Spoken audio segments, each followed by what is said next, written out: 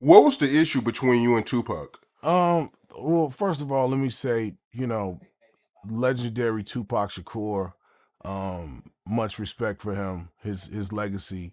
Um, and it's it's upsetting to me that we didn't have more interaction than we did.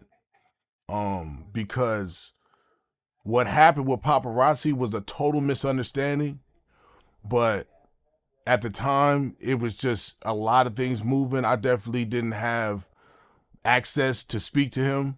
Um, but what happened is I made a song. My first single off my first album was called Paparazzi. And in the song it says, it's a shame niggas in the rap game only for the money and the fame. Extra large.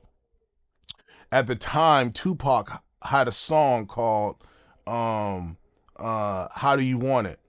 And it was a line in there where he said, well, I'm in it for the money and the fame. You know what I'm saying? And so somehow, you know how niggas do. They they twisted it and put it in front of it, and somehow I was talking about him. You know what I'm saying? Which was not the case. Two different planets. You know what I'm saying? Like, I was coming from like a purist hip hop backpack at the time. Hip hop rappers didn't want to be commercial, and they didn't want to be associated with pop radio and none of that shit. It was like underground hip hop. That was like a purist statement, and it had nothing to do with Tupac. And so somehow that got started in out of the blue on the Machiavelli album.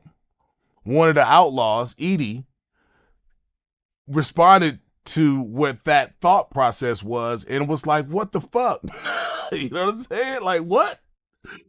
And so everybody was hitting me, hey man, they dish you, they dish you, they dish you on Machiavelli, man, they dish you, man, they dish you. I was like, damn, what the fuck I do?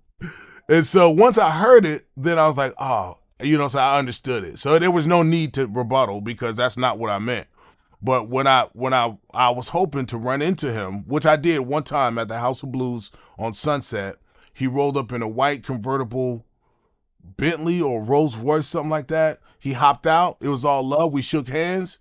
And he walked to the club, and he tore it down that night. But we never had a chance to be like, hey man, this is what I meant, or what. But you know what I'm saying? Even like recently, me and Edie did a song together, called One Nation, and we spoke about that. And it was such a big misunderstanding. He was like, bro, it was just so much happening at that time. We didn't know what was coming from where. And I get that. You know what I'm saying? Like that's my brother now. You know what I'm saying? Like, even I just came back from Dubai. You know what I'm saying? And I met up with Noble. You know what I'm saying? Like it was dope. You know what I'm saying? Like, we now all these years later, grown ass men getting together and speaking about differences that were totally off the mark. So, you know, it's crazy how the smallest things turn into the biggest, turnarounds.